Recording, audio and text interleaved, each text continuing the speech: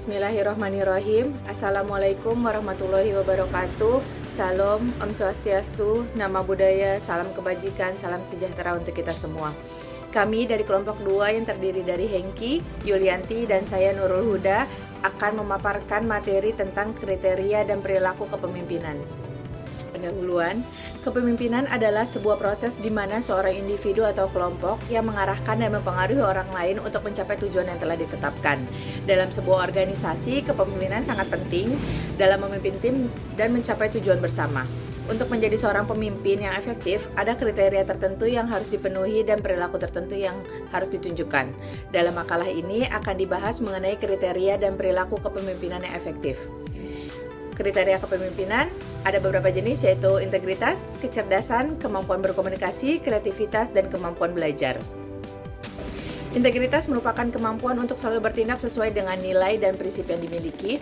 Seorang pemimpin yang memiliki integritas akan selalu jujur, terbuka, dan memiliki kepercayaan diri yang tinggi.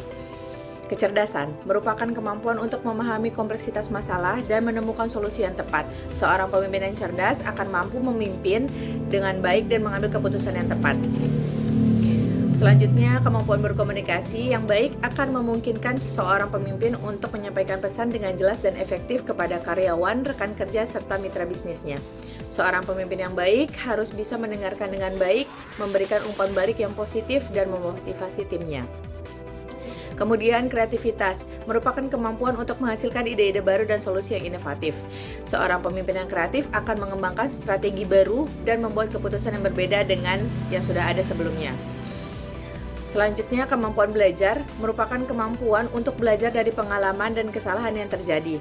Seorang pemimpin yang baik harus bisa mengembangkan diri sendiri dan terus belajar untuk meningkatkan kualitas kepemimpinannya. Memimpin dengan contoh. Seorang pemimpin harus selalu menjadi contoh yang baik bagi anggota timnya. Ia harus menunjukkan perilaku yang diharapkan dan menjalankan tugas-tugasnya dengan baik. Mendengarkan. Seorang pemimpin yang efektif harus selalu mendengarkan anggota timnya dengan baik. Hal ini akan membantu dalam memahami kebutuhan dan masalah yang dihadapi oleh anggota timnya. Mengambil keputusan. Seorang pemimpin harus mampu mengambil keputusan yang tepat dan bijaksana. Hal ini akan membantu dalam mencapai tujuan bersama dengan cara yang efektif dan efisien. Dukungan. Seorang pemimpin harus memberikan dukungan yang cukup kepada anggota timnya. Hal ini dapat berupa dukungan moral, dukungan finansial, atau dukungan lainnya yang dibutuhkan oleh anggota timnya. Berkomunikasi dengan efektif. Seorang pemimpin harus mampu berkomunikasi dengan baik dan efektif dengan anggota timnya. Hal ini akan membantu dalam memastikan bahwa tujuan bersama dipahami dengan jelas dan tugas-tugas dijalankan dengan baik.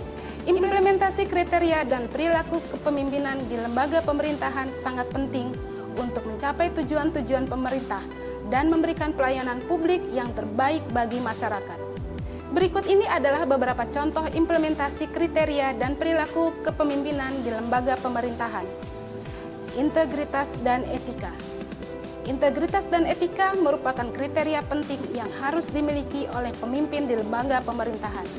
Pemimpin harus memiliki integritas dan etika yang tinggi untuk memberikan contoh yang baik bagi para pegawai dan masyarakat. Implementasi integritas dan etika dapat dilakukan dengan memberikan pelatihan dan pengawasan yang ketat dalam menjalankan tugas-tugas pemerintahan, serta dengan memperkuat sistem pengawasan dan pengendalian intern. Kemampuan berkomunikasi. Kemampuan berkomunikasi yang baik merupakan kriteria penting bagi pemimpin di lembaga pemerintahan. Pemimpin harus dapat berkomunikasi dengan jelas dan efektif dengan para pegawai, rekan-rekan kerja, serta masyarakat. Implementasi kemampuan berkomunikasi dapat dilakukan dengan memberikan pelatihan dan pengembangan keterampilan komunikasi bagi para pegawai, serta dengan meningkatkan akses informasi dan layanan publik yang mudah diakses oleh masyarakat. Kreativitas dan inovasi. Kreativitas dan inovasi merupakan kriteria penting yang harus dimiliki oleh pemimpin di lembaga pemerintahan. Pemimpin harus memiliki kemampuan untuk berpikir kreatif dan inovatif dalam mencari solusi untuk menyelesaikan masalah-masalah yang dihadapi oleh lembaga pemerintahan. Implementasi kreativitas dan inovasi dapat dilakukan dengan memberikan kesempatan dan dukungan untuk para pegawai untuk berinovasi dan mengembangkan ide-ide baru dalam menjalankan tugas-tugas pemerintahan. Transparansi dan akuntabilitas. Transparansi dan akuntabilitas merupakan perilaku kepemimpinan yang penting dalam menjalankan tugas pemerintahan yang efektif dan efisien. Pemimpin harus dapat memberikan informasi yang jelas dan terbuka mengenai kebijakan dan keputusan yang diambil oleh lembaga pemerintahan, serta memberikan pertanggungjawaban atas tindakan dan keputusan yang diambil. Implementasi transparansi dan akuntabilitas dapat dilakukan dengan memperkuat sistem pengawasan dan pengendalian intern, serta dengan memberikan akses informasi yang mudah diakses oleh masyarakat. Keterlibatan masyarakat. Keterlibatan masyarakat adalah perilaku kepemimpinan yang penting di lembaga pemerintahan karena dapat membantu meningkatkan partisipasi masyarakat dalam proses pengambilan keputusan dan pelayanan publik. Implementasi keterlibatan masyarakat dapat dilakukan dengan membentuk forum atau kelompok kerja yang melibatkan masyarakat dalam proses pengambilan keputusan dan pelayanan publik, serta mengadakan pertemuan atau dialog dengan masyarakat secara teratur. Contoh kepemimpinan seorang camat. Salah satu studi kasus kepemimpinan seorang camat di DKI Jakarta adalah kepemimpinan camat Kebayoran Lama, yaitu Bapak AF. Beliau merupakan camat yang sukses dalam memimpin wilayahnya dan memberikan dampak positif bagi masyarakat di wilayah Kebayoran Lama. Berikut adalah beberapa contoh kepemimpinan beliau. Poin pertama, memperkenalkan program pemberdayaan masyarakat. Camat Kebayoran Lama Bapak AF berhasil memperkenalkan program pemberdayaan masyarakat dengan menggandeng komunitas dan lembaga sosial di wilayahnya.